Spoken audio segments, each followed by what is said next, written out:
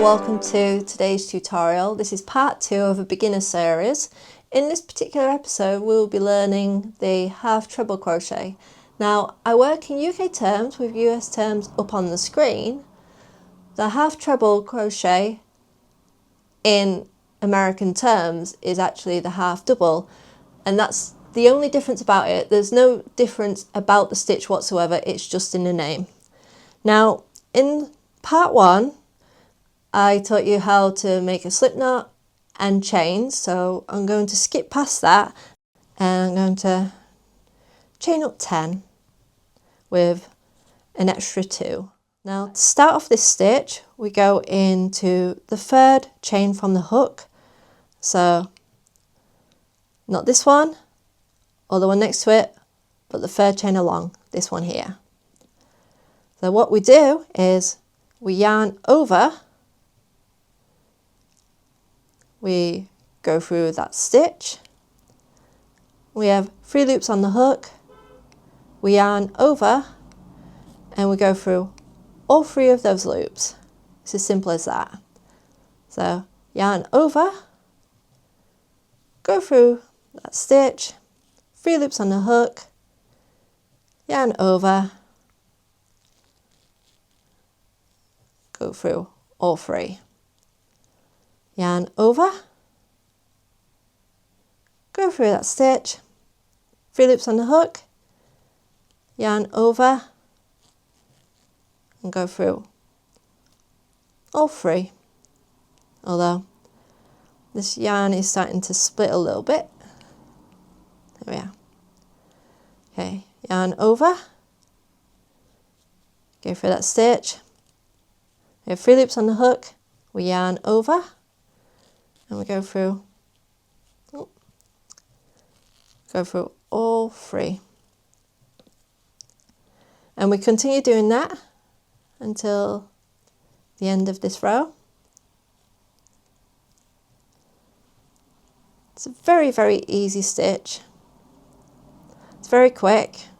It's really great for sort of knocking up very quick projects. It's most commonly used with blankets. It's also a great one to use with the rib stitch for anything such as making a cuff on a sweater or making a ribbed beanie. It's a fantastic stitch and it's quite a lot of crocheters' favourite stitch simply because it's such a quick stitch. Now we're coming to the end of this row, so we yarn over, we go through that stitch, 3 loops on the hook, yarn over and we go through all 3. Now for row 2, ever so slightly different. Oh, we've got a bit of a kink in that row. That'll be this rubbish yarn. I've used it several times and frogged it a few times, so it did split on me a few times. Oops. Right, so we're going to chain up 2, 1, 2. We're going to turn our work, and now this second row we're going to go through both sets of these stitches here, which are commonly known as the V-stitch, or as I referred to it in part 1, the C-stitch. From this angle it looks like a C. Okay, so we ignore these 2 stitches here and we go into the 3rd stitch. So yarn over, go through both of those stitches, yarn over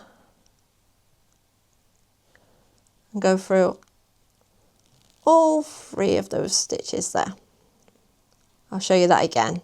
Yarn over, go through both of those stitches, we have 3 loops on the hook, yarn over and we go through all 3 of those stitches. Yarn over, go through both of those stitches, yarn over, and go through all 3 of those stitches there. And I'm going to continue on to the end of the row.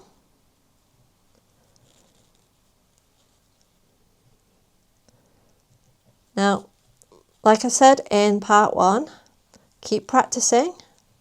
Doesn't matter if you don't do it right on the first go. You simply have to just keep trying.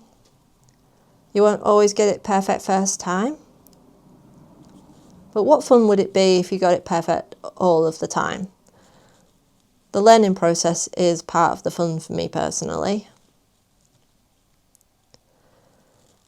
And I've been crocheting for a few years now, but even I'm learning brand new stitches pretty much every day. And crocheting is one of those hobbies where you can be crocheting for years and years and years, and there's always a brand new stitch for you to learn. Right, so that's the end of row 2. Now I highly suggest that you continue on for several rows, just so you can get used to chaining up 2, turning your work, yarning over, going through both of those stitches, yarning over, pull through, yarn over, go through all 3 of those stitches, and just keep doing that until it becomes just muscle memory and second nature, until you realize that you've actually crocheted quite a few rows of this half treble and you've gotten the hang of it. Your tension's looking good. You're keeping count of your stitches.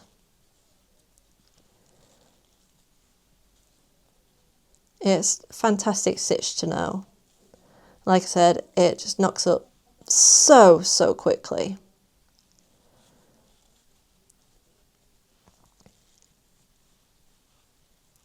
It's quite the mindless stitch, really.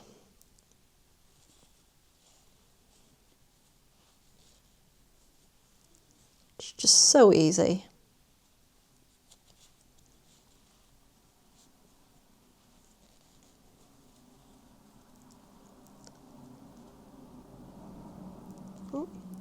Seem to have lost my stitch there a bit. That's me chatting away. There we go. Okay, I'm going to leave you with that. And in part 3, we'll be learning the treble crochet, which is pretty much one step up from this one. And then I think I might do maybe a part 4 and a part 5, because there are several more stitches within the foundation stitches that are really good to learn, especially if you want to learn the more advanced stitches. And with that, I'm going to say goodbye, and I'll see you in the next video. Bye bye.